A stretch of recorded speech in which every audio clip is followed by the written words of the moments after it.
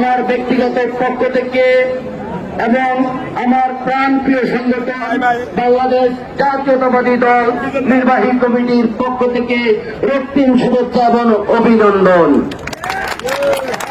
প্রিয় উপস্থিতি, আজকে অত্যন্ত দুঃখ ভরা হৃদয় নিয়ে আপনাদের সামনে দাঁড়িয়েছি।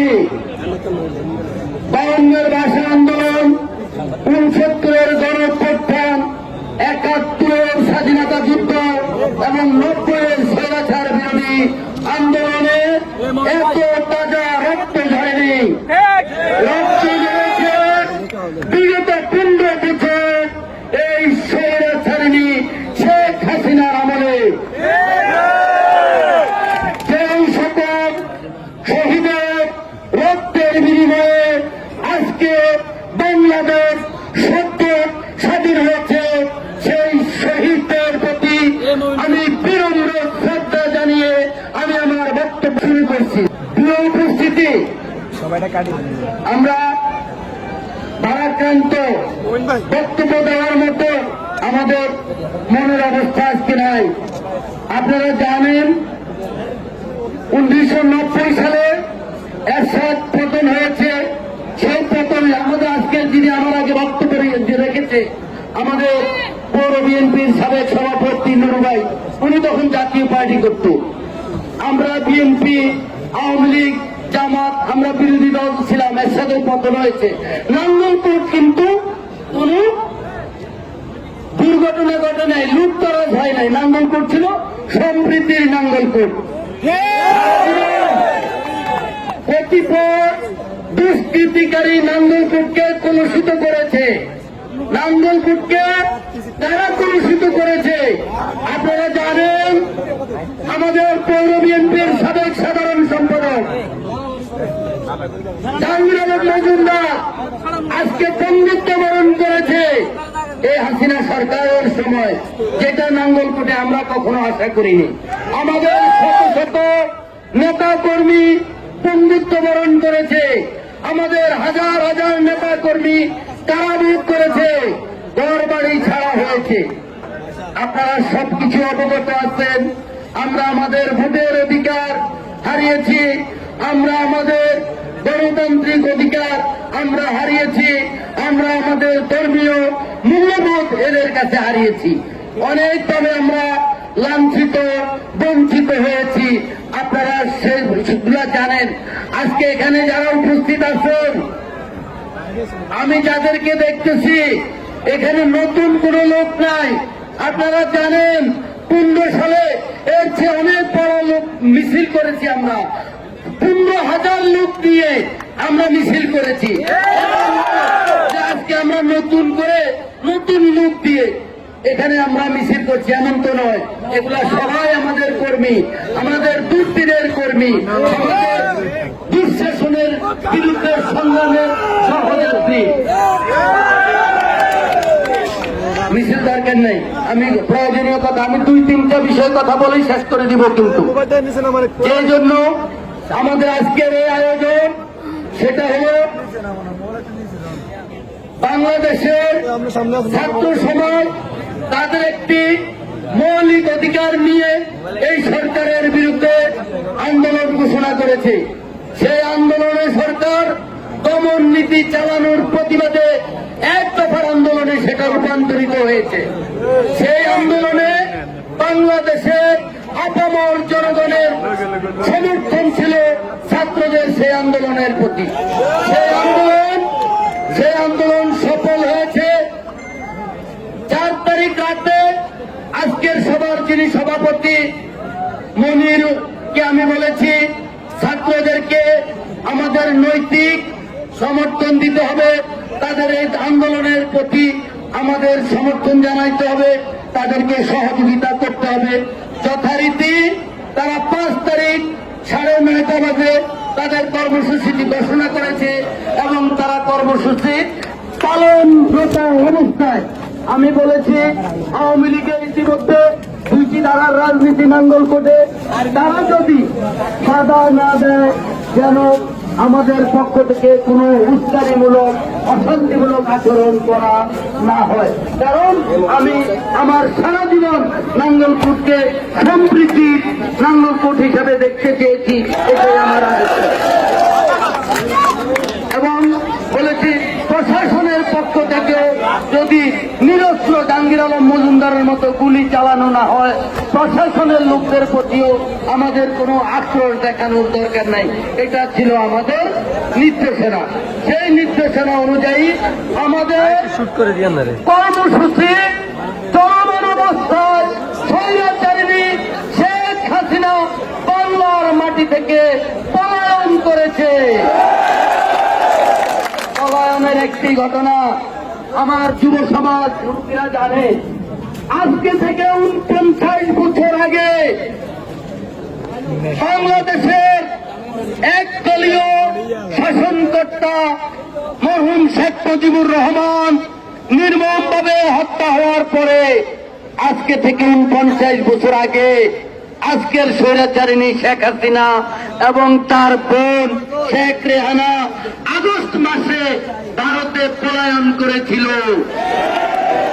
কিন্তু বিধির বিধান আজকে থেকে সেই 49 বছর পরে সেই আগস্ট মাসে এই স্বৈরাচারিণী শেখ হাসিনা আবার ইন্ডিয়া, যেখানে তার মামার বাড়ি নাকি বাপের বাড়ি, সেখানে এসে পলায়ন করেছে। তার মানে ইতিহাস কাউকে ক্ষমা করে না।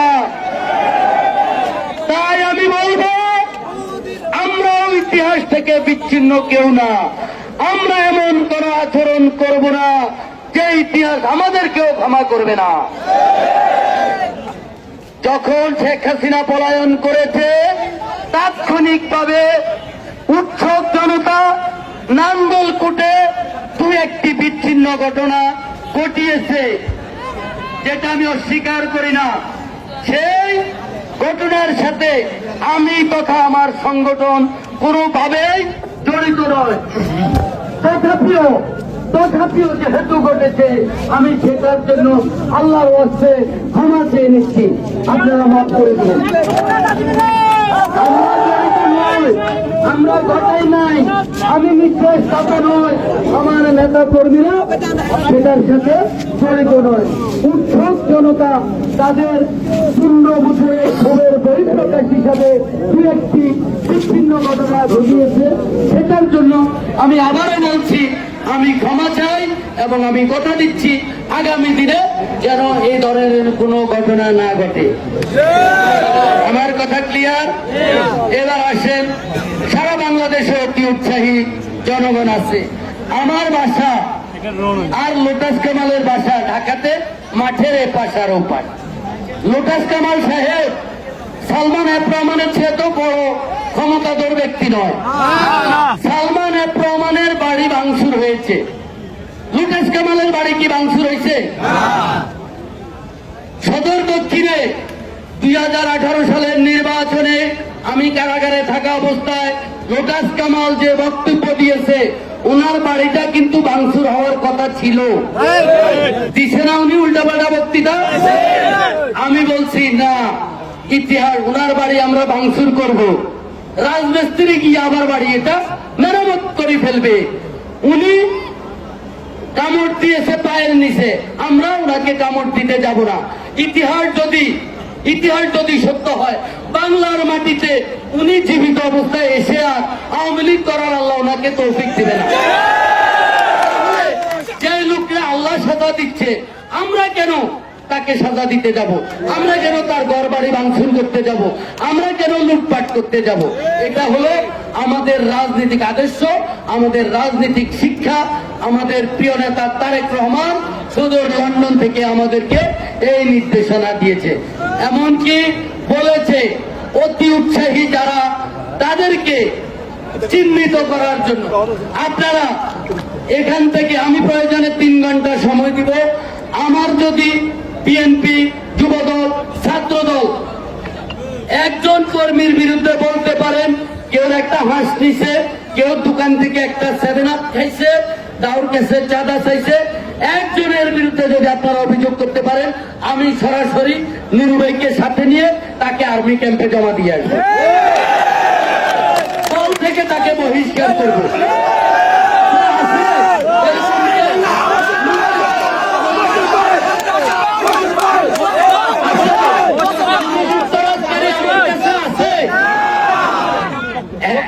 আমার কথা স্পষ্ট, যদি কোন লুটতরাজকারী আমার কাছে থাকে আমি তাকে নিজে প্রশাসনের কাছে সুপর্দ করব, তাদেরকে ক্ষতিপূরণ দিব যদি কারো ক্ষতি করে থাকে। কিন্তু 5 তারিখের যে উশৃঙ্খল জনতা যেটা করেছে সেটা বিচ্ছিন্ন ঘটা না, এটা সারা বাংলাদেশে অতীত হয়েছে, আজকে হয়েছে, এমনকি ভবিষ্যতেও হবে। কারণ মানুষের ক্ষোভ আটকে রাখা যায় না। কারণ আমরা বলছি, আমি শিখাইছি সারা জীবন, জ্বালো জ্বালো আগুন জ্বালো। সেই আগুন কারো ঘরে আগুন জ্বালাইতে বলি নাই, মনের আগুন জ্বালাইতে বলছি।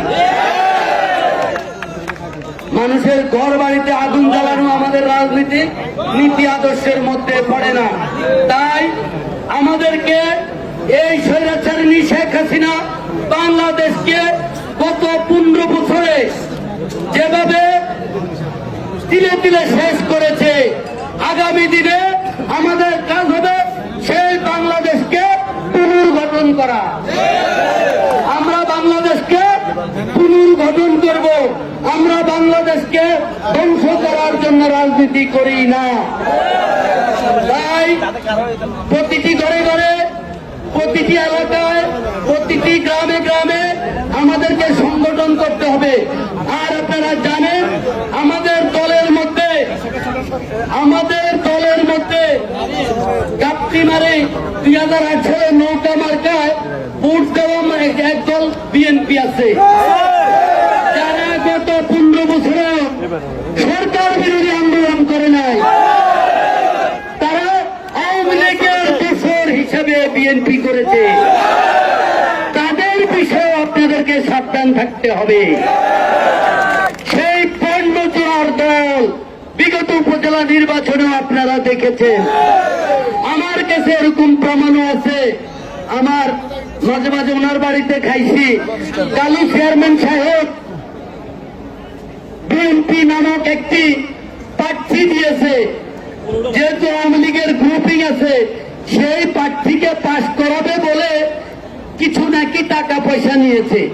সেই লেনদেন রক্ষা করতে পারে না, পাশ করাইতে পারে নাই, যার কারণে ক্ষিপ্ত হয়ে ওই দিন তারা তাদের টাকা উসুল করার জন্য নাকি ওনারও বাড়িঘর ভাঙচুর করছে। আমি সঠিক জানি না, দুষ্ট লোকেরা সেটা বলে ভাই টাকা পয়সা নিছে, পাশ করাই দিবে। এখন যেহেতু পাশ করাই দিতে পারে নাই, এখন কয় যে আমগো টাকা ফেরত দাও, এটা বলি তারা বাড়ি ভাঙচুর করছে। বাড়ি ভাঙচুরে আমগো মনির গেছে, আমগো লিটন গেছে, আমগো মহিন গেছে, আমাদের আফসার গেছে। তাইলে তারা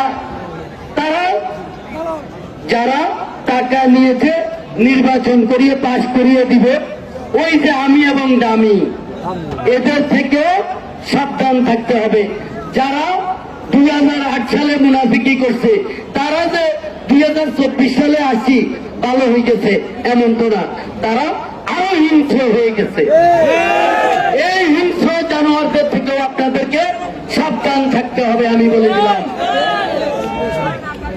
আর আজকে আমাদের যে মিছিল হবে, নেতৃবৃন্দ যেভাবে রুট বলে দিবে, যদি আপনারা তো আমাকে মনে হয় ছিলেন, জানেন, যদি কারো একটা দোকানের দিকে একটা চকলেটের দিকে হাত দেন,